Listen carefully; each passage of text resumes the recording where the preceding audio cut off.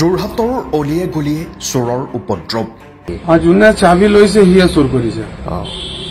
একদম পুৰা খাটাং আছে, কাৰণ কি মোক টাৰ্গেট লৈ আছিলে, মই গম নাপাওঁ কোন মানুহ, কিন্তু চিনাকি হ'ব লাগে, দেখিলেহে এতিয়া দেখা যাব। এতিয়া মই বহুত কষ্টত, ল'ৰা ছোৱালী টাউনত মই ভাড়া ৰুমত থাকো, মোৰ বহুত কষ্ট হৈছে, কেনেকে চলো তাকে চিন্তা কৰি মানে দুদিনৰ পৰা ঘূৰি আছো।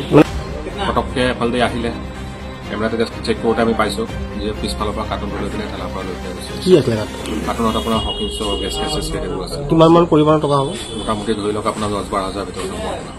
মানুহৰ বাসগৃহ, দোকান আৰু ব্যৱসায়িক প্ৰতিষ্ঠান, গাড়ী আৰু বাইক সকলোতে এতিয়া গভাইত চোৰৰ গেঙৰ হেনচকু।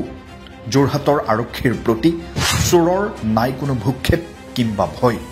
যোৰহাটৰ অলিয়ে গলিয়ে এতিয়া অবাধ হাৰত সংঘটিত হৈছে চুৰিকাণ্ড। আৰক্ষীৰ নিৰ্বিকাৰ ভূমিকাৰ সুযোগতেই চোৰে চলাইছে উপদ্ৰৱ। ঘটনা 1, স্থান দিগম্বৰ চুক। এটা দুমহলীয়া বাসগৃহৰ তলৰ মহলাত গৃহস্থ নথকাৰ সুযোগ লৈ চোৰে চুৰি কৰি নিলে নগদ ধন আৰু সোণৰ অলংকাৰ।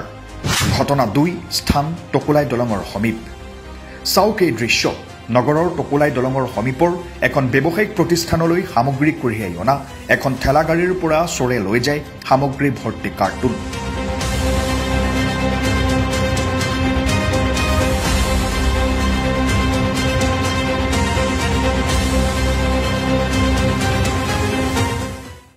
অথনি কি হ'ল, আপোনাৰ গোটেই দোকানৰ কাষ্টমাৰ আছিলে, সেইফালে হোলচেল পাৰ্টি আছিলে, আপোনাৰ আগফালে গোটেই কাষ্টমাৰ, আৰু এইফালে গাড়ী লোড হৈ আছিলে, ষ্টাফ চব ভিতৰত আছিলে, এইফালে কাউণ্টাৰত মানুহ।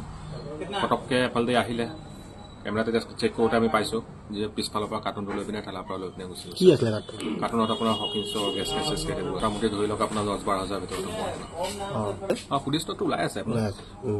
কোনটো জেগাৰ পৰা চোৰ হ'ল?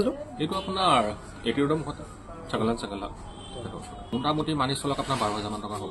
কি বস্তু আছিল? এইটো আপোনাৰ হকিংছ স্পেয়াৰ পাৰ্টছ আছিলে আপোনাৰ। ঘটনা 3, স্থান ফাঁচিয়ালি। যোৰহাটৰ ফাঁচিয়ালিৰ পৰা চোৰে লৈ যায় ৰখাই থোৱা অৱস্থাত থকা এখন সুজুকি কেৰিয়াৰ বাহন। পথৰ কাষত ব্যৱসায়িক প্ৰতিষ্ঠানৰ সন্মুখত ৰখাই থোৱা আছিল বাহনখন। জানিব পৰা মতে কেইদিনমান পূৰ্বে নগৰৰ তৰাজান অঞ্চলৰ এখন ব্যৱসায়িক প্ৰতিষ্ঠানৰ সন্মুখৰ পৰা বাহনখনৰ চাবিটো চুৰি হৈছিল।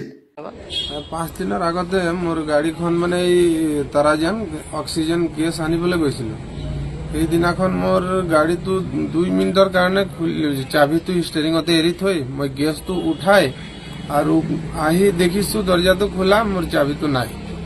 তাৰপিছত বিচাৰি লাগিলে, তাৰপিছত ঘৰত চাবি এখন আছে, চাবিটো লৈ আহো, সেইটোকে ভাড়াটো মাৰি লওঁ, তাৰপিছত আহি খবৰটো ল'ম। পিছদিনাখন গলো, তাৰপিছত CC কেমেৰা চাইডত লাগি আছে, সেইজনে চাই দিলে, কিন্তু তাত একো ধৰিব পৰা নাই। তাৰপিছত ফ্ৰণ্টত এখন CC কেমেৰা চেলুনত লাগি আছে, তেওঁ কলো দাদাক বোলো চাই দিয়ক অলপ। 2-3 গলো, চাই নিদিলে, ক'লে মালিক নাই, বাহিৰত গৈছে, আহিলে মই খবৰটো জনাম।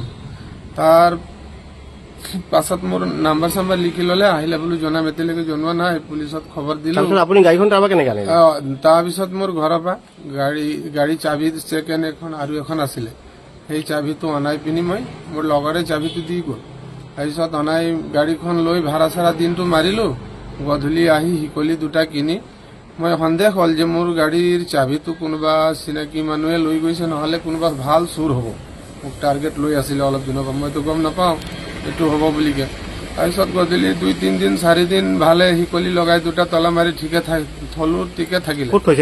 এই MM হাৰ্ডৱেৰৰ গোদামৰ ফ্ৰণ্টত থৈছিলো, তাতে ফাঁচিয়ালি। তাৰপিছত গাড়ীটো তেনেকে 5 দিন মান থলো, থোৱাৰ পিছত দিনটো শনিবাৰে ভাড়া চাড়া মাৰিলো, মাৰি আহি গধূলি 10টা মান বজাত গাড়ীটো থৈ ভাত পানী খাই ঘৰত গৈ শুলো। ৰাতিপুৱা উঠি আহি দেখিছো গাড়ীটো নাই, মোৰ গাড়ীখনে চুৰ হৈ গ'ল। তাৰপিছত এতিয়া মই চবকে কলো দাদা মোৰ গাড়ীখন চুৰ হৈ গ'ল, কি কৰো নকৰো। একজনে ক'লে বোলো অশোক বাবুৱে ক'লে বোলো যা তই থানাত এজাহাৰ এখন দে, মই পুলিচত কথা পাতো। পুলিচত কথা পাতিয়ে আছে তেওঁ, কিন্তু পুলিচে এতিয়া কি কৰিছে মই একো খবৰে পোৱা নাই। মানে আপোনাৰ গাড়ীখন চুৰ ক'ৰ পৰা হৈছে? ফাঁচিয়ালি পৰা। কেই তাৰিখে হৈছে চুৰ? এইটো কি শনিবাৰ আপোনাৰ 24-25 তাৰিখে নেকি, 24-25 তাৰিখে। মানে আপুনি কি সন্দেহ কৰে, মানে য'ত চাবিটো আপোনাৰ পৰা নাইকিয়া হৈছিল এই মানুহখিনিয়ে চুৰ কৰিছে বুলি ভাবে নেকি? যোনে চাবি লৈছে সিয়ে চুৰ কৰিছে।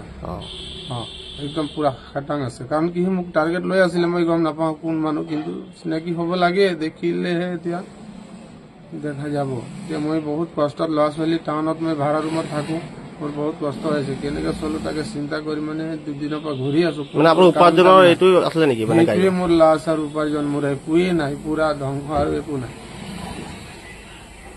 কেছ দিয়া হ'ল আপোনাৰ কেছটো দিলো এতিয়ালৈকে একো খবৰ পোৱা নাই এয়া মাত্ৰ কেইটামান উদাহৰণ যোৰহাটত এতিয়া চুৰিকাণ্ড কোনো নতুন কথা নহয় বাসগৃহ ধৰ্মীয় অনুষ্ঠান দোকান গাড়ী বাইক সকলোতে চোৰৰ হেনচকু চোৰে নিৰ্বিঘ্নে চলাই গৈছে নিজৰ অভিযান কিন্তু চুৰিকাণ্ড ৰোধ কৰাত বিফল বিয়াগম যোৰহাট আৰক্ষী ফলত এতিয়া শংকিত হৈ পৰিছে বিশেষকৈ যোৰহাট নগৰবাসী আৰু আৰক্ষীক আহ্বান জনাইছে যিকোনো প্ৰকাৰে চোৰক নাকি লগাবলৈ ব্যুৰ' ৰিপৰ্ট UNA